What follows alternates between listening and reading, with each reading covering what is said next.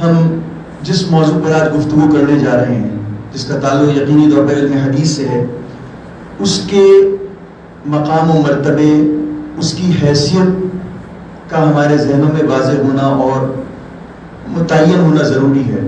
یقیناً بحیثیت مسلمان ہر شخص کے ذہن میں اس کا ایک جو تقدس کا پہلو ہے وہ ہمارے پیش نظر رہتا ہے۔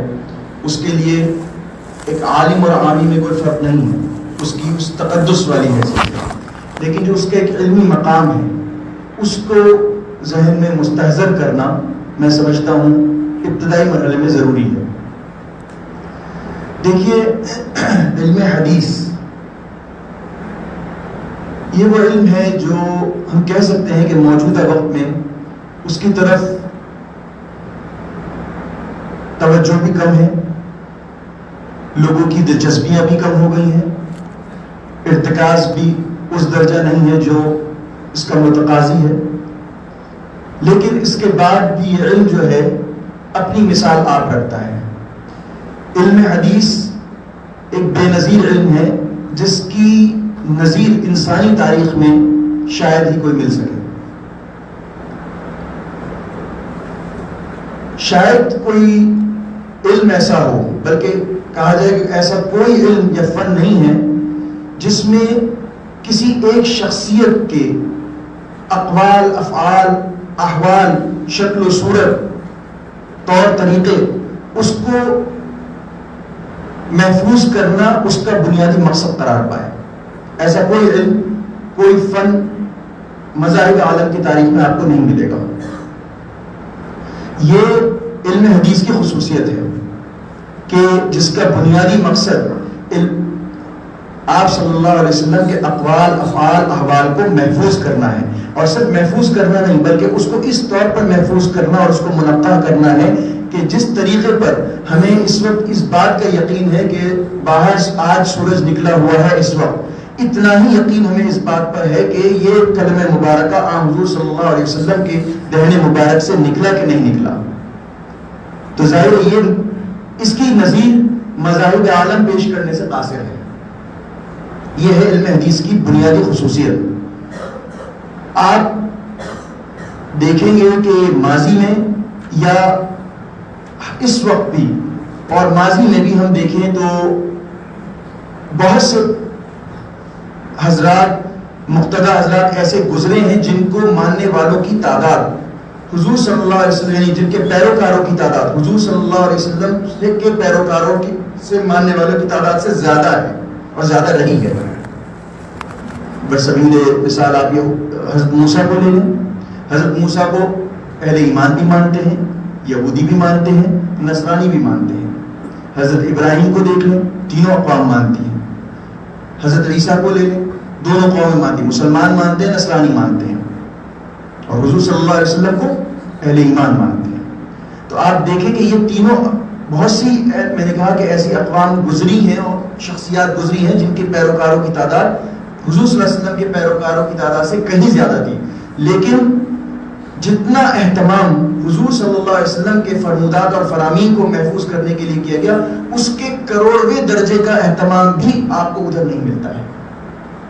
یہ ہے علم حدیث کی خصوصیت، اس کی اہمیت، اس کا مقام و مرتبہ۔ اور یہ کہا جائے تو غلط نہیں ہوگا، یہ انسانیت، یہ مسلمانوں کی عبقریت کا اظہار ہے۔ علم حدیث جو ہے یہ مسلمانوں کی عبقریت کا اظہار ہے۔ دیکھیے، انسانی عبقریت کا اظہار دو طریقے سے ہوتا ہے۔ آپ اس کو اس طرح بھی کہہ سکتے ہیں کہ انسانی عبقریت کے اظہار کے دو طریقے ہیں یا دو قسمیں ہیں۔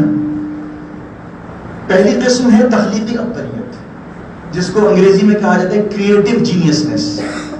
کریٹو جینیسنس یعنی تخلیقی عبقریت، جس کے معنی یہ ہے کہ انسان اپنی عقل کو بروئے کار اور بروئے عمل لاتے ہوئے ایسے کارنامے اور ایسی خدمات انجام دے کہ انسان کی عقل اور انسانیت دنگ رہ جائے اور حیرت زدہ رہ جائے۔ مسلمانوں میں کریٹو جینیسنس، جس کو میں نے تخلیقی عبقریت سے ترجمہ کیا، اس کا اگر کوئی مثالی نمونہ ہے تو علم اصول فقہ ہے کہ مسلمانوں نے اپنی عقل کو بروئے عمل لاتے ہوئے اجتہاد، استنباط، استخراج مسائل کے بعد میں ایسے ایسے کارنامے انجام دیے کہ عقل دنگ رہ جاتی ہے. یہ مسلمانوں کی تخلیقی عبقریت کی مثال ہے. اور دوسری قسم ہے تخلیق، میں نے انسانی عبقریت کے اظہار کی. معذرت چاہوں گا اس کے لیے مجھے کوئی اردو میں بہت مناسب لفظ نہیں ملا ہے. اس کا لفظ ہے ایکیومولیٹو جینیسنس، یعنی مجموعی ذہانت. آپ اس کو میں اس کی وضاحت کروں گا تو نہیں، صاحب اکتسابی نہیں ہے. اکتسابی تو وہ بھی ہے، تخلیقی بھی ہے. یہ ایکیومولیٹو جینیسنس یعنی اس کا مفہوم یہ ہے کہ انسان اپنے عقل سے علوم و فنون کے میدان میں اتنی کثرت سے اور اتنی وافر مقدار میں معلومات جمع کر دے کہ انسان دنگ رہ جائے. یعنی ایکیومولیٹو جینیسنس کہ معلومات کی کثرت اور اس کے انبار لگا دینا.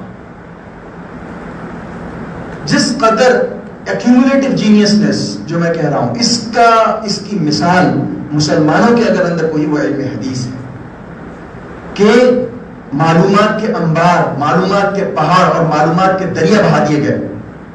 جس قدر معلومات کے انبار، معلومات کے پہاڑ بہائے علم حدیث میں بہائے گئے ہیں اور جمع کیے گئے، اس کی نظیر آپ کو کسی علم و فن میں نہیں ملتی ہے. یہ ہے ایکیومولیٹو جینیسنس. میں نے کہا انسانی عبقریت کے اظہار کے دو طریقے ہیں، ایک ہے تخلیقی عبقریت اور دوسری ہے مجموعی ذہانت، یا کہیے اس کو ایکیومولیٹو جینیسنس. تخلیقی عبقریت کا میں بتایا کریٹو جینیسنس. تو دونوں کی مثالیں میں اگر ہم اپنے تراث پر نظر ڈالتے ہیں تو ہمیں ملتی ہے. علم اصول فقہ یہ مسلمانوں کی تخلیقی عبقریت کا ایک شاہکار ہے، اور علم حدیث یہ مسلمانوں کی ایکیومولیٹو جینیسنس جو مجموعی ذہانت ہے اس کا ایک مثالی کارنامہ ہے. اور یہ ہم نہیں کہہ رہے ہیں، اس کا اعتراف غیروں نے کیا ہے. آپ نے نام سنا ہوگا ڈاکٹر اسپرنگر، بڑا مستشرق گزرا ہے، یہودی تھا، جرمن تھا. اس نے علم حدیث پر کام کیا. جب اس نے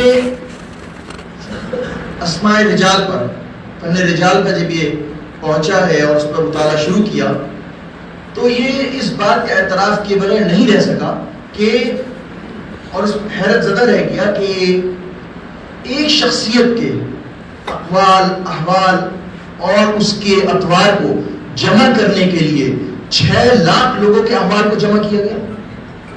اور 6 لاکھ لوگوں کے احوال اس لیے جمع کیے گئے کہ وہ کہیں نہ کہیں حضور صلی اللہ علیہ وسلم کے فرامین اور فرمودات کو جمع کرنے کے عمل میں بالواسطہ یا بلا واسطہ شریک تھے. تو یہ میں نے جیسے کہ یہ ہم نہیں کہہ رہے، یہ دوسرے اس بات کا اعتراف کر رہے ہیں. جی ہاں، 6 لاکھ لوگوں کے احوال اور 6 لاکھ روات کے احوال مسلمانوں کے پاس محفوظ ہیں. یہ آپ کی ایکیومولیٹو جینیسنس، مجموعی ذہانت کا ایک شاہکار ہے. اس کی مثال مذاہب عالم میں کسی مذہب میں آپ کو نہیں مل سکے گی. اگر آپ نصرانیوں، عیسائیوں سے یا یہودیوں سے اس بابت سوال کریں، برسبیل مثال ہم عیسائیوں کو لے لیتے ہیں، اگر آپ ان سے سوال کریں کہ 2000 سالہ تاریخ میں عیسیٰ علیہ السلام کے جو فرامین ہیں، جو فرمودات ہیں، ان کو بیان کرنے والے لوگوں کے آپ نام بیان کریں، نقل کریں، تو پہلی بات تو یہ کہ آپ کا سوال ہی شاید نہ سمجھ پائیں آپ کہنا کیا چاہ رہے ہیں. اور اگر بمشکل تمام انہوں نے اس سوال کو سمجھا تو بہت بہت مشکل ہے کہ وہ 25-30 نام اور بہت زیادہ تو 50 نام سے زیادہ وہ نہیں پیش کر پائیں گے. آپ 6 لاکھ لوگوں کے صرف نام نہیں بلکہ ان کے احوال، ان کا سفر، ان کا حضر آپ سب پیش کرنے کی آپ کے پاس ذخیرہ موجود ہے. یہ ہے علم حدیث کی شان، یہ ہے علم حدیث کی عبقریت، یہ ہے علم حدیث کا مقام. افسوس کی بات ہے کہ اس تعلق سے بڑی بے توجہی برتی جا رہی ہے، اور شکوہ عوام سے نہیں ہے، ظاہر ان سے ان کا ایک موضوع نہیں. ہم اور آپ اس کے بنیادی مخاطب ہیں. اہل علم اس طرف اب اپنی توجہات مبذول نہیں کرا رہے ہیں اور کر رہے ہیں، علم حدیث کے مقام و مرتبے کو نہیں پہچان رہے ہیں. اور اس پر ہمارا دعویٰ یقیناً حب رسول کا تو ہے، لیکن وہ دعوے بحیثیت عالم دین، بحیثیت دین کے طالب علم ہونے کے میں سمجھتا ہوں کھوکھلے ہیں اگر ہم ان چیزوں کی طرف ہم توجہ اپنی نہ ڈالیں. تو ہمیں چاہیے، چونکہ دیکھیے آج کا دور اختصاص کا دور ہے، صرف سرسری علم کافی نہیں ہے. آپ دیکھیں دوسری قومیں کہاں پہنچ رہی ہیں، سائنس اور ٹیکنالوجی کے میدان میں انہوں نے کون سے بالکل اوج ثریا پہ جسے کہ وہ پہنچ چکے ہیں. کیوں کہ اس پر انہوں نے وقت لگایا، اس پر محنت کری، ذہن لگایا، اپنے بہترین دماغوں کو استعمال کرا. لیکن ہم اور آپ اس چیز کے لیے تیار نہیں ہیں. ہمیں چاہیے کہ ہم اس طرف خصوصی توجہ دیں. علم حدیث کے باب میں ہماری توجہات مطلوب ہیں. بحیثیت دین کے طالب علم ہونے کے ہمیں چاہیے کہ اس پر مکمل ارتکاز کے ساتھ اس پر محنت کی جائے، اس کو موضوع بنایا جائے. اور یقین مانیے علم حدیث سے اگر شغف ہو جائے تو یہ ایک ایسا ذائقہ ہے، اگر اس کو چکھ لیا تو پھر آپ سمجھیے سارے علوم اس کے سامنے مان پڑ جاتے ہیں. چونکہ یہ سمجھیے ایک طرح سے ایک جس کہتے ہیں فارمیسی ہے، صیدلیہ ہے، یہیں سے سارا مواد فراہم ہوتا ہے تمام علوم اور فنون